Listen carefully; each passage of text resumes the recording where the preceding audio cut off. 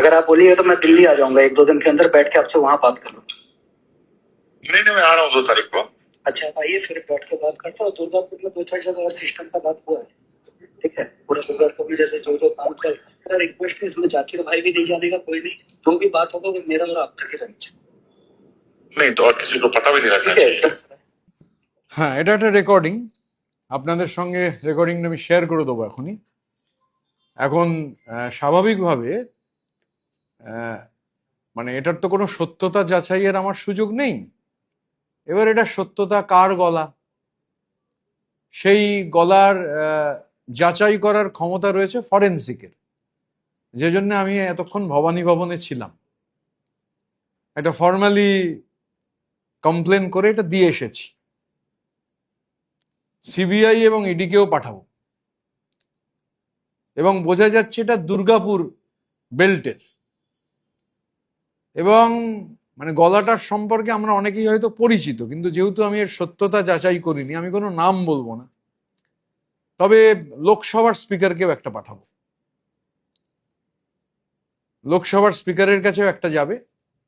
আজকে অলরেডি ভবানী ভবনে পৌঁছে গিয়েছে, ইডি এবং সিবিআই এর কাছেও পৌঁছবে। কারণ কথোপকথনটা আমি অ্যাম্পলিফায়ার নিয়ে এসেছিলাম, এমনি আপনারা যখন পেয়ে যাবেন কানে লাগালে পুরোটা শুনতে পারবেন। রাজ্যের এক প্রাক্তন মন্ত্রীর নামটা সেখানে আছে, মানে যদিও মানে তিনি যেন না, মানে তিনি কিছু জানেন না এরকম একটা কথা বোধহয় আছে। তো এই যে কথা, মানে আমরা বারবার যে কথা বলছি যে কয়লা, বালি, গরু, সিমেন্ট, ডোলোমাইট, এ গোটা কথোপকথনটাই হচ্ছে বালির, মানে স্যান্ড মাইনিং, বালি মাফিয়ার সঙ্গে। এখন উল্টো দিকে কে আছেন সেটা তো আমি জানি না। আমি একজনের গলাটা কিছুটা চিনি, অনেকেই চেনেন। গতকালও সন্ধেবেলা এরকম একটা গলা বর্ধমানে একটা সাংবাদিক সম্মেলন থেকে শোনা গেছে। এখন সিআইডি যদি মনে করেন ডেকে পাঠিয়ে ভয়েস স্যাম্পল নেবেন, কারণ কমপ্লেন করে দিয়েছি। মানে এবারে ফরেন্সিকে প্রমাণ হবে গলাটা কার। ইডি সিবিআই যদি মনে করেন ফরেন্সিক করবেন করবেন, আর লোকসভার অধ্যক্ষকে জানিয়ে রাখা। কারণ আমাদের ধারণা কোনো একজন সাংসদ বোধহয় হতে পারেন, তো স্বাভাবিকভাবে লোকসভার অধ্যক্ষ তিনিও যদি চান ফরেন্সিক করিয়ে নেবেন। কিন্তু এই যে মানে যে কথোপকথন, মানে এই যে সততার সব প্রতিমূর্তি আর কি, আমি এটা সত্যতা যাচাই করিনি, কিন্তু মানে এই শুনে যেটুকু শুনেছি খুব অ্যালার্মিং আর কি। তার মানে এই যে সিন্ডিকেটগুলোর কথা, এবং একজন যদি এরকম গুরুত্বপূর্ণ লোক এই সিন্ডিকেটের সঙ্গে, মানে একদম ডিরেক্ট কথোপকথন হচ্ছে, কিভাবে সিন্ডিকেট অপারেট করবে, তার ভাগ বাটোয়ারা, কাকে অফ করতে হবে, কাকে প্রেসার দিতে হবে, গোটাটাই হচ্ছে খুব এসছে আর কি। তো আমার মনে হলো এটা সবার জানা উচিত।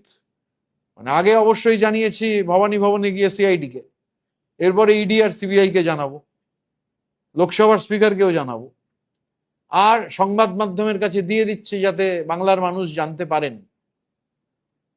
মানে ডিমের বদলে বন্দুক, ডিমের বদলে বন্দুক জানতে পারলে এই কথোপকথনটাও আমার মনে হয় পৌঁছে যাওয়া প্রয়োজন। এমনি আমি মানে যেহেতু আমার ফরেন্সিক এক্সপার্টাইজ নেই, বা সে ক্ষমতাও নেই আমার ফরেন্সিক এক্সপার্ট, তো ফরেন্সিকে তো মানে ফরেন্সিকে সমস্ত কণ্ঠ মুহূর্তে হচ্ছে মিলিয়ে দেওয়া যায়, সত্যি মিথ্যে দেখে নেওয়া যায়, তদন্ত করে দেখা যায়। আমার কাছে ফরেন্সিকের তথ্য নেই, কিন্তু আমার কাছে একটা অন্য তথ্য আছে। মানে ঘটনাচক্রে একজন বিশ্বকাপ জয়ী দলের সদস্য আর কি, মানে তিনি সবসময় বলেন আমি বিশ্বকাপ জয়ী দলের সদস্য। আমি বলছি না এর সঙ্গে তার কোনো যোগাযোগ আছে, মানে ফরেন্সিকের আমার কোনো ক্ষমতা নেই, কিন্তু বিশ্বকাপ জয়ী দলের সদস্য। এই তো বাংলাদেশ অস্ট্রেলিয়াকে হারালো, আজকে ভারত শ্রীলঙ্কাকে হারিয়েছে।